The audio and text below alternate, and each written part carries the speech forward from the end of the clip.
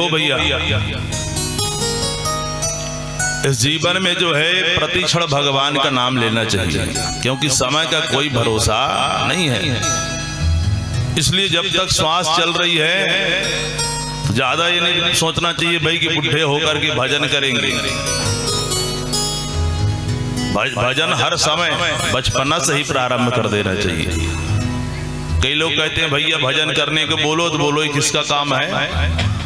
बुढ़ों का काम है। एक ने कह दिया उनका मित्र कि भजन पूजन तो बुढ़ों का काम है, अभी हम लोग तो खेलने कूदने का समय है। प्रहलाद जी महाराज बोले अच्छा ये बताओ भैया तुम्हारी आयु कितनी मानते हो तुम? बोले 100 वर्ष की आयु है हमारी। बोले तुम्हारे पास कोई गारंटी कार्ड है कि 100 वर्ष तुम्हारी आयु रहेगी? कौन सा ऐसा गारंटी कार्ड है बताइए? चलो तुम बोल दी हम मान ली 100 वर्ष की तुम्हारी आयु है, तो भैया 100 वर्ष जो आयु होती है उसमें से तो आधा दिन और आधा रात होता है, तो 50 वर्ष उसमें निकाल दो। 50 वर्ष तो रात्रि निकल गया, सोने में निकाल दिए, कितने बचे? 50 वर्ष। और 50 वर्ष में जो है प्रारंभिक 20 वर्ष भी ऐसे निकाल देता है आदमी, खेले कूद में निकाल देता है। अब कितने बचे? 30 वर्ष। 30 वर्ष में भी 80 के बाद के 20 वर्ष छोड़ दो भैया, कुछ नहीं होता, न भजन होता न पूजन होता, पर हाथ दर्द कर रहा है, पैर दर्द कर रहा है। अब कितने बचे? 10 वर्ष। अब 10 वर्ष ये कौन सी है? युवावस्था की, जब ब्याह होता है। अब ब्याह होता है भैया, जहां ब्याह हुआ फिर नमक लाना है तो तेल लाना है, इसी की चिंता में इंसान जो है लगा रहता है। तो भगवान का भजन कब करता है? तो भैया भगवान के भजन के लिए हम ये नहीं कर सकते, कह सकते कि वृद्धावस्था में ही करेंगे। भगवान का भजन जो हर समय जो है करना चाहिए, क्योंकि जब युवावस्था में होता है घर के मलकिन की आवाज आती है कि भैया धन लेके आना है, ये चाहिए, बच्चों को फीस चाहिए, घर में दाल नहीं है, नमक नहीं है, तो व्यक्ति कुछ भी करने को तैयार रहता है, चोरी करने को भी तैयार रहता है। वो चोर जबकि जानता है गलत कर रहा हूं, लेकिन वो चोरी करने जाएगा, धन की आवश्यकता है तो चोरी करने को भी तैयार होता है। तो ईमानदारी बेईमानी कुछ भी उस समय वो नहीं देखता है, और जो जहां पड़े बेईमानी हो कुछ भी हो करने को जो है तैयार रहता है। तो इस अवस्था में भी धन तो कमाए, लेकिन धन कैसा कमाना चाहिए? धर्म पूर्वक। तो ऐसे दिव्य ज्ञान प्रहलाद जी महाराज अपने बच्चे, अपने सभी सहपाठियों को दिए कि हमें हर समय क्या करना चाहिए? भगवान का भजन करना चाहिए। और बच्चों को ये ज्ञान दे देना चाहिए बचपनों में ही। जो अपने बच्चों को इस प्रकार से ज्ञान नहीं देता है भैया, वो स्वयं अपने पुत्र का जो है दुश्मन है। क्योंकि संस्कार की एक रस्सी बच्चों में डाल देना चाहिए भैया। जैसे बच्चे जन्म ले, जानने लायक हो, भैया भगवान का नाम तुमको जपना है और काम भी करना है। क्योंकि संस्कार की रस्सी जब नहीं डालोगे बच्चों के गलों में तो उदंड हो जाता है, तो बड़े होने के बाद फिर अपना ज्ञान बघारेगा, आपकी बात मानेगा नहीं, अब भगवान को भी नहीं मानेगा। इसलिए भाई गाय का बछड़ा जब बच्चा, छोटा सा बच्चा जन्म लेता है तो हम क्या करते हैं? एक रस्सी डाल देते हैं गले में। क्यों? क्योंकि इसका आदत हो जाए बंधने का। अब यदि न डालेंगे तो बढ़ जाएगा बच्चा, फिर बांध के बताओ भैया, कोई बांधना जो है मुश्किल हो जाएगा। इसलिए संस्कार रूपी रस्सी जो है बच्चों में प्रारंभ से ही डाल देना चाहिए। ऐसे दिव्य ज्ञान प्रहलाद जी महाराज जो है प्रदान किए। इसके बाद सभी के साथ भजन कर रहे थे। कलाकार जितने यहाँ उपस्थित थे सभी ने सुना होगा। भजन करते करते जो है बाजार गए थे इनके गुरुजी आ गए, हिरण्यकश्यप भी आ गया और जोर से चिल्लाया। अचानक से सब शांति हो गई और प्रहलाद जी महाराज को पकड़ करके जो है अब शब्द कहने लगे, अरे दुर्विनीत, कुल भेद कारक, तू कहां से चला आया है, कुल का भेदी। हम कहते हैं हिरण्य कश्यपु का जाप करो, तुम भगवान नारायण का बार बार जाप करो, विष्णु का नाम ले रहे हो, बता तेरा भगवान कहाँ है। बोले हमारे भगवान जो, अरे मैं इतना बड़ा शक्तिशाली हूँ, ब्रह्मा जी ने मेरे को वरदान दिया है कि त्रैलोक भी कांपता है मेरे, और तू विष्णु का पूजन करता है। अरे बोले हमारे भगवान जो है वो ब्रह्मा जी को भी ताकत देने वाले हैं, नारायण है इनके भगवान। बोले ब्रह्मा जी को भी ताकत कौन देते हैं, जो हमारे भगवान है। बोले बता तेरा भगवान कहाँ है। बोले ईशावास्यमिदं सर्वम, सर्व जगह है, यत्र तत्र सर्वत्र भगवान का दर्शन करिए। फिर क्या था, बोले खंभे में है। बोले हाँ खंभे में ही है, और खंभे में जिसे जाकर के गदा मारा, नरसिंह भगवान जो है प्रकट हो जाते हैं। बोलो नरसिंह भगवान की जय हो। बड़ा दिव्य स्वरूप है नरसिंह भगवान का।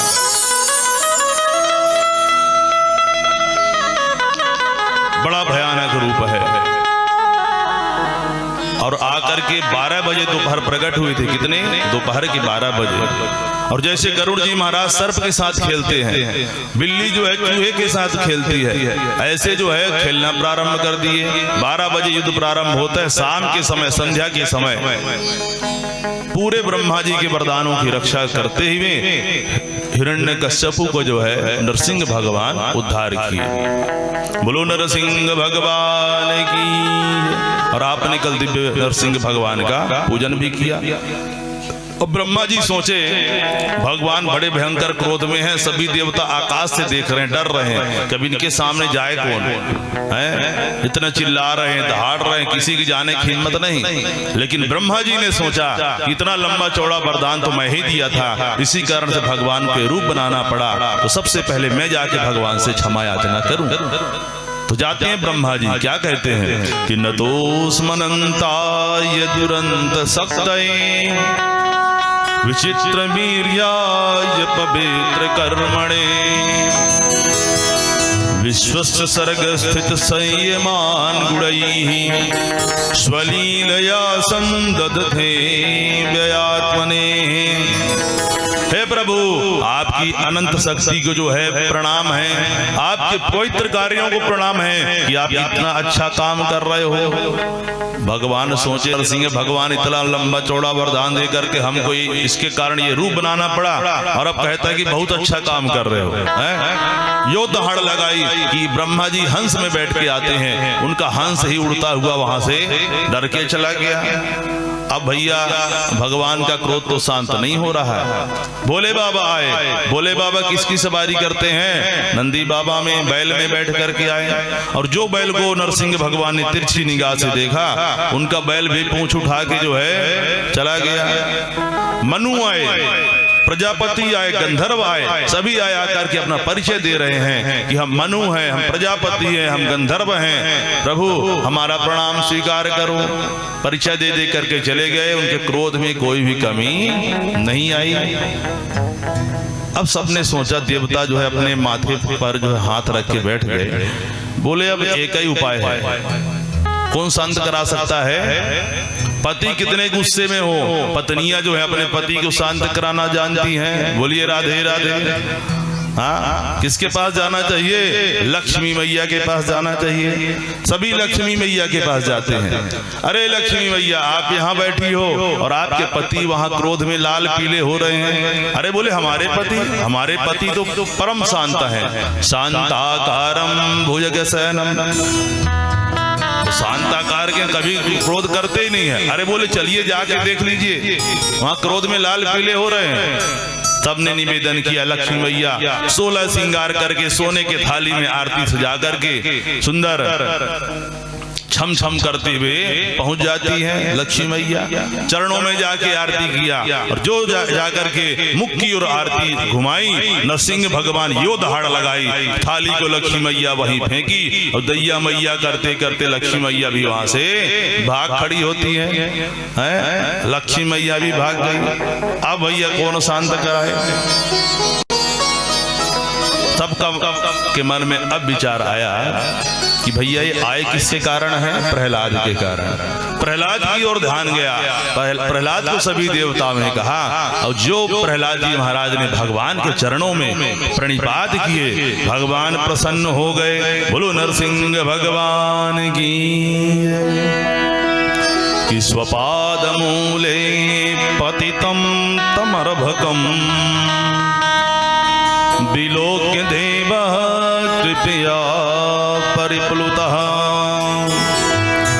उत्थाय तस्यैष्ण दधात् कराम्बुजं कालाहि वित्रस्तधियां कृताभयम्। जैसे उनके चरणों में जाके दंडवत प्रणाम किया, भगवान प्रहलाद जी महाराज को गोद में ले लिए और गोद में लेकर के इतना प्यार दुलार बरसाया, अपनी जीवा से चाटने लगे। इतने प्रसन्न हो गए हैं कौन? आज नरसिंह भगवान। और जैसे सद्योजात गौ माता का बछड़ा होता है, जो गौ माता तुरंत ही बछड़ा दिया हो तो बछड़ा कितना गंदगी में लिपटा होता है, गंदगी में लिपटा रहता है, लेकिन गौ माता प्रेम के वशीभूत होकर उसको चाट चाट के सुंदर चमका देती है। क्योंकि भगवान का एक नाम क्या है? भगवान को क्या कहते हैं? भक्त वत्सल। क्या कहते हैं? भक्त वत्सल। और गौ माता का भी नाम है, गौ माता को संस्कृत में कहते हैं वत्सला। वत्सला का अर्थ क्या है? वत्सस्य दोषान लाति गृह्णाति सा वत्सला। जो अपने बच्चे के सारे दोषों को ग्रहण कर ले उसे कहते हैं वत्सला। गौ माता जैसे अपने बच्चे के सारे दोषों को जो है गंदगी को चाट चाट के स्वच्छ कर देती है, ऐसे ही भगवान भी, क्योंकि पाप के पंख में कीचड़ में लिपटा हुआ कोई भगवान की ओर जाना ही नहीं चाहता, डरता है भगवान की ओर जाने से कि भैया मैं इतना बड़ा पापी भगवान की ओर कैसे जाऊं। तो भगवान कहते हैं भैया तू जैसे है वैसे आ जा, मैं तेरे को शुद्ध कर दूंगा चाट चाट के, जैसे गौ माता करती है। तो सुंदर आज इनको अपने गोद में बैठाया है और आज प्रहलाद जी महाराज से भगवान क्षमा याचना कर रहे हैं। देवता लोग ये दृश्य देख रहे हैं कि धन्य है, आज तक हमने भक्तों को भगवान से क्षमा याचना करते देखा है, लेकिन ये अभूतपूर्व घटना है कि कोई भगवान ही भक्त से अपने क्षमा याचना कर रहे हैं। बोले क्षमा कर दो भैया, मेरे कारण तेरे को क्या क्या कष्ट नहीं मिला, पहाड़ से पर्वतों से गिराया गया, अग्नि में जलाया गया, हाँ सब कुछ किया गया, लेकिन तू सहते गया, तेरी भक्ति को देख करके मैं प्रसन्न हूं। और प्रहलाद जी महाराज रोने लगे, कंठावरुद्ध हो जाता है। देखो भैया कोई कष्ट सहनशीलता, कहते सहनशीलता होनी चाहिए, सबके अंदर होनी चाहिए। हम भी हमारे ऊपर कोई अत्याचार जब करता है, आप यदि सहते जाइए, लेकिन जब एक दिन आप सफल हो जाएंगे, तब भी वो चीज आपको स्मरण आएगा तो अश्रुपात होने लगता है। अरे भैया मेरे साथ तो ये भी किया गया, ऐसा भी उसने किया, लेकिन आज देखो भगवान की कृपा है, सब कुछ आनंद है, वो चीज स्मरण होता ही है। तो प्रहलाद जी महाराज को भी जो उनके साथ किया गया वही स्मरण हो रहा है, उसको स्मरण करके जो है कंठावरुद्ध हो गया, कुछ बोल नहीं पा रहे हैं, अश्रुपात कर रहे हैं। और यहाँ प्रहलाद जी महाराज ने 42 श्लोकों में भगवान की बड़ी प्यारी स्तुति गाई है। आइए उसे बड़े प्रेम से श्रवण करते हैं। क्या कहते हैं प्रहलाद जी महाराज कि ब्रह्मादयः सुरगणा मुनयोऽथ सिद्धा सत्वैकतान मतयो वचसां प्रवाहै